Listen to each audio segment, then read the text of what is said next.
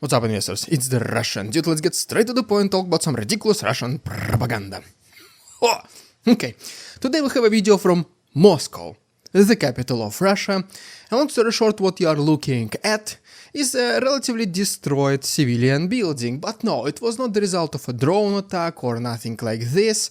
No, this was just a naturally aged building, probably built during the Soviet times and never repaired since then. Just like a lot of buildings around Russia. What is so particular about this building is that this is an elevator shaft, right? At the bottom, a very big and crucial piece of architecture is missing.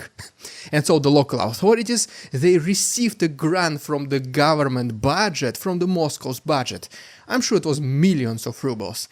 And the way they repaired it is literally by putting a stick under an elevator shaft. No, yes, this is the capital of Russia. This is not just some random city that nobody talks about. Moscow. And this is the way they repair elevator shaft. With a stick. For millions of dollars. I'm sure there are way much more important things where you can spend your money. Probably equipping soldiers for the special military operation. So what's the point of caring about those peasant civilians? This is the repairing 101 Russian style. But okay, as always, enough of this clownship, let's talk about some serious stuff. First of all, recently there was a most new NATO summit where President of Ukraine, President of America, a lot of other European leaders participated. And first of all, one of the places where Zelensky went, he was meeting with the President of the US, Joe Biden. And as a result of this meeting, a new agreement for the military support was signed. And according to Pentagon, the new military support package worth of $225 million will include Patriot air defense system, munition for NASAMS and HIMARS, anti-aircraft missiles for Stingers, artilleries, javelins, and other munition. In addition to that, Ukraine and Romania also signed their own agreement about the delivery of one more Patriot system. And then Norway, along with Germany, is pledging one more air defense system to Ukraine called IRIS-T. Zelensky then proceeded by addressing the members of NATO alliance by saying that if they want Ukraine to defeat Russia, the very least thing they can do is to remove those restrictions which do not allow Ukraine to strike deep inside the Russian territory. As you already know, some Western countries already did it, such as for example the United Kingdom. We spoke about it in my previous video, but still. A lot of NATO members, they still follow this protocol for some reason, that Ukraine can only use Western munition on their own Ukrainian territory. And ultimately, Zelensky also mentioned that he wants to do another peace summit before the presidential elections in the US, which will happen in November, and he himself wants Russia to participate in this summit because he says that, guys, it is time to talk, it is time to start doing at least preliminary peace agreements. And so once again, yes, he did invite Russia to participate in this summit, but according to Russian side, according to nobody else but whoever this guy, first time I hear about him, deputy head of the Ministry of Foreign Affairs of Russia, Mikhail Galuzhin, he basically said that Russia is not going to participate in this summit. I mean, what's the point of us going there? Ukrainians will be pushing their narrative, it's absolutely pointless, it's a waste of time. And yes, this comes from the country whose leader Putin said that Russia never ever in its history declined any single invitation to peace talks between Russia and Ukraine. Well, Ukraine is literally saying, come, let's talk. Russia saying, it's gonna be a waste of time, we're not coming.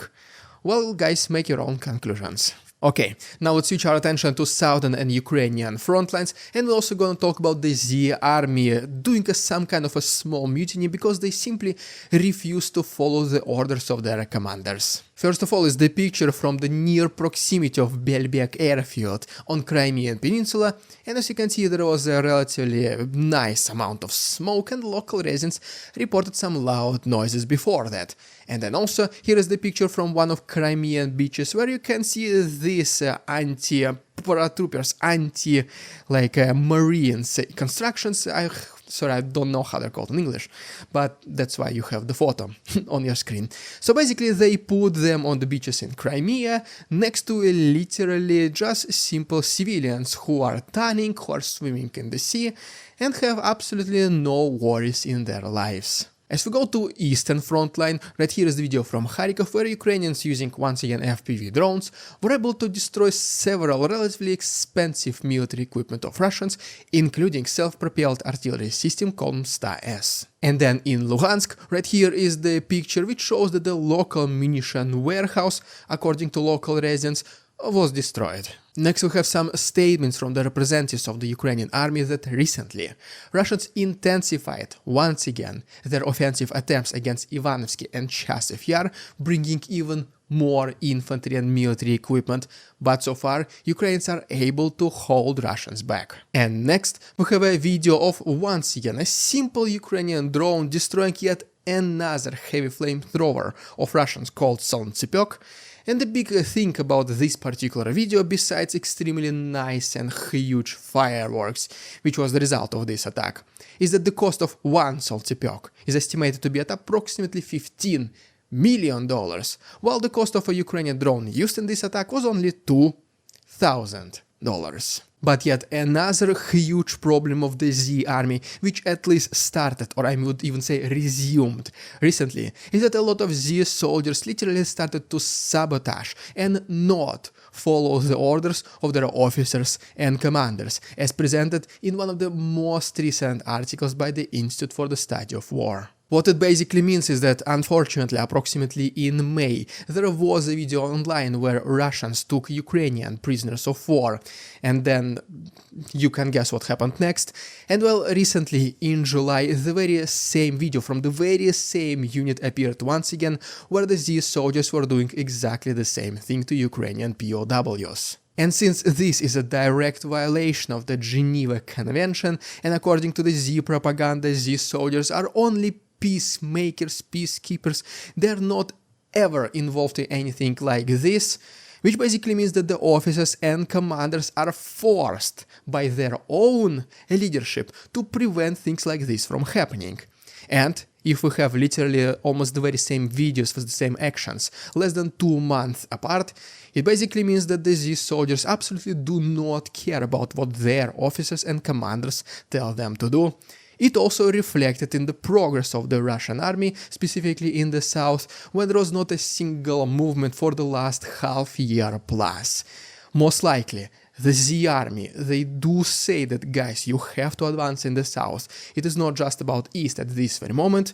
Well, Z soldiers looks like they couldn't care less. And it is pretty obvious that one of the biggest part of any successful military in any country in the world is the discipline. So basically when you don't have it, well, you can only imagine the effectiveness of this particular army.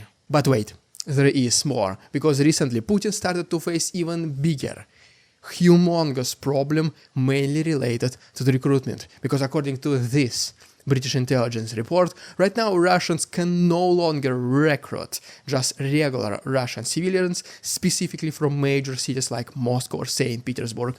That is why they have to go as far away as possible, where there is not that much media coverage, when the settlements count hundreds or even thousands of its local residents, where unfortunately not that many people care about those people. And this is the place where they offer just regular townsfolk, townsmen to sign a contract with the Ministry of Defense of Russia. They go as far as to Asia, Siberia, Kazakhstan, even other countries, once again, like Kazakhstan or like Georgia, like places like this, wherever they can find people. And this is where they force people to sign contracts with the Ministry of Defense. Because at the very beginning, just the sign-up bonus was approximately of $2,000 with the monthly salary of, like say, same $2,000. And at this point, some of these signing bonuses, just the signing bonus, can reach more than $5,000. What makes this to be a specific problem, it is because sometimes the annual salary of those regions and those settlements is even below $5,000. So you can only imagine. You have a guy who is making $4,000 or $5,000 per year, and now just put a signature right here and you get your annual salary in literally less than an hour. The temptation is huge. Those people, they believe that, well, I'm gonna be safe, I'm not gonna be maybe participating in too much offensive or anything like this. Well, they might be right all the way until they are along the front lines. And because of this, the quality of the Z army, it only declines with every single month passing. These are not elite soldiers, these are not trained soldiers, these are not even most of the time soldiers at all. These are just desperate people who need money or who want money, who come to Ukraine hoping to just be sitting in trenches, not participating into too many hostilities. So whenever inevitably they are being sent into a meat assault, they simply cannot do anything.